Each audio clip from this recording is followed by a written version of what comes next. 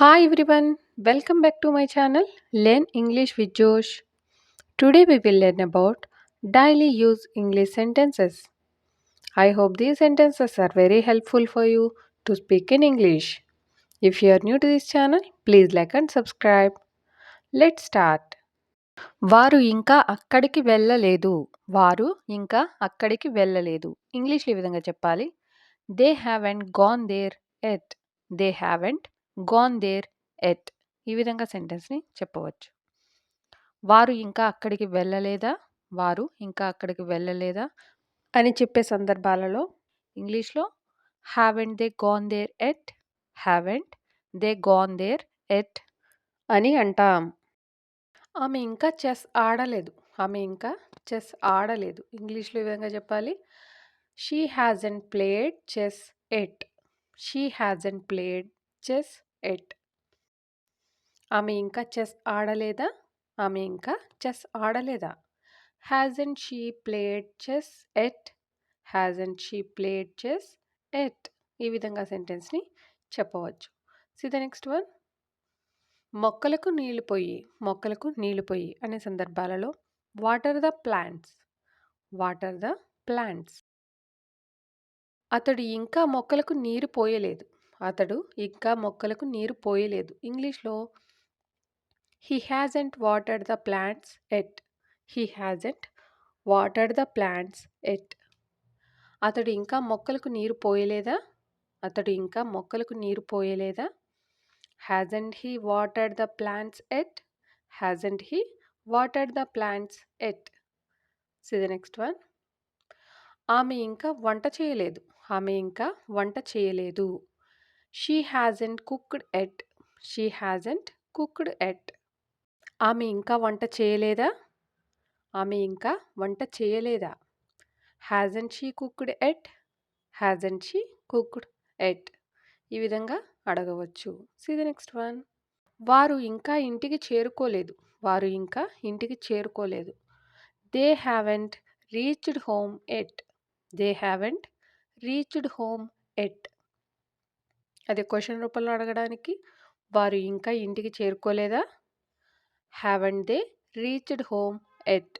Haven't they reached home yet. ఈ విధంగా చెప్పవచ్చు. So the next one. నువ్వు ఇంకా ఇంగ్లీష్ నేర్చుకోలేదు. నువ్వు ఇంకా ఇంగ్లీష్ నేర్చుకోలేదు. You haven't learned English yet. You haven't learned English at. నువ్వు ఇంకా ఇంగ్లీష్ నేర్చుకోలేదా అని అడగడానికి haven't you learned English at. Haven't you learned English at. ఈ విధంగా అడగవచ్చు. See the next one. వారు ఇంకా ఎగ్జామ్స్ కోసం ప్రిపేర్ అవ్వలేదు. వారు ఇంకా ఎగ్జామ్స్ కోసం ప్రిపేర్ అవ్వలేదు. They haven't prepared for the exams at. They haven't prepared for the exams at. వారు ఇంకా ఎగ్జామ్స్ కోసం ప్రిపేర్ అవ్వలేదా అనే సందర్భాలలో haven't they prepared for the exams at. Haven't they prepared for the exams at. Haven't they prepared అంటే వారు ఇంకా prepare అవ్వలేదా ఎగ్జామ్స్ కోసం. ఫర్ ద ఎగ్జామ్స్ ఇంకా అని ఇంగ్లీష్లో ఎట్ అని అంటాం. ఈ విధంగా సెంటెన్సెస్ని ఫ్రేమ్ చేయవచ్చు. So the next one.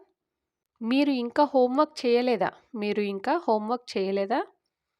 Haven't you done your homework at. Haven't you done your homework at. మీరు ఇంకా హోంవర్క్ చేయలేదు. మీరు ఇంకా హోంవర్క్ చేయలేదు. You haven't done your homework at. You haven't done your homework at. See the next one.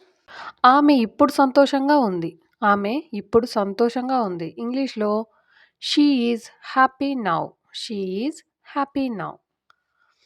ఆమె ఇప్పుడు సంతోషంగా ఉందా అని అడిగే సందర్భాలలో ఆమె ఇప్పుడు సంతోషంగా ఉందా?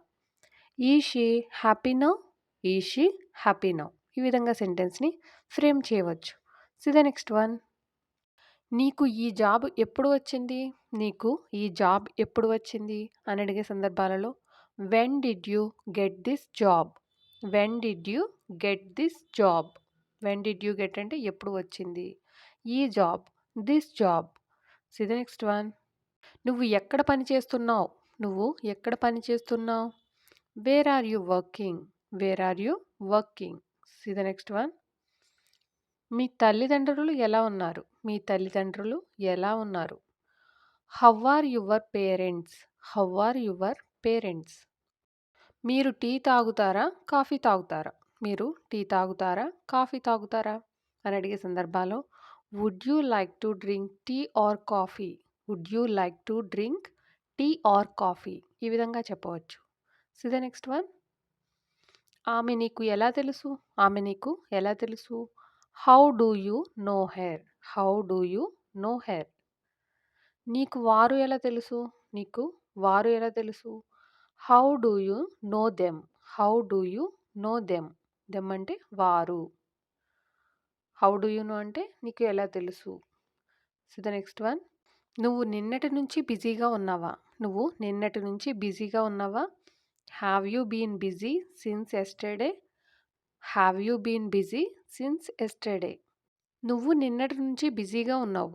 నువ్వు నిన్నటి నుంచి బిజీగా ఉన్నావు. You have been busy since yesterday. You have been busy అంటే నువ్వు బిజీగా ఉన్నావు. నిన్నటి నుంచి since yesterday. See the next one.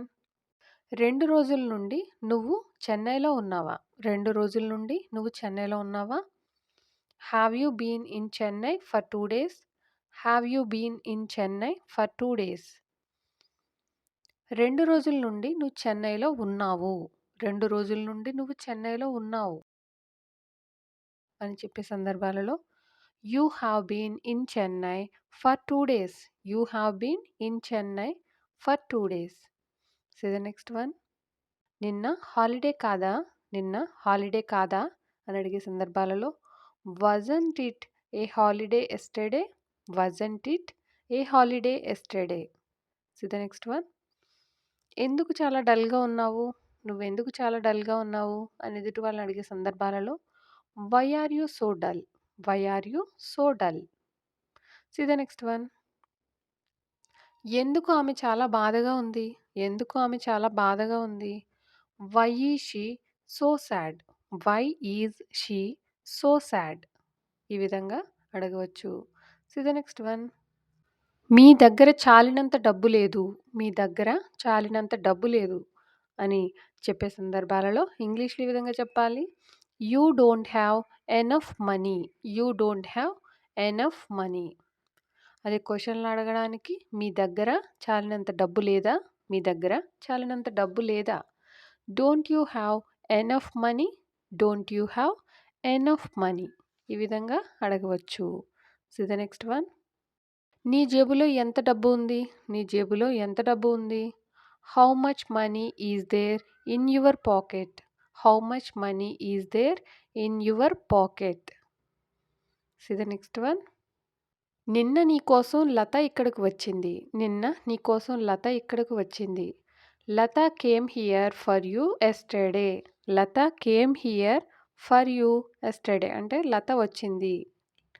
Latha came here ఇక్కడికి, ఫర్ యూ నీ కోసం, ఎస్టర్డే నిన్న. ఈ విధంగా సెంటెన్సెస్ని ఫ్రేమ్ చేయవచ్చు. Thank you for watching. Please like and subscribe. Learn English with జోష్.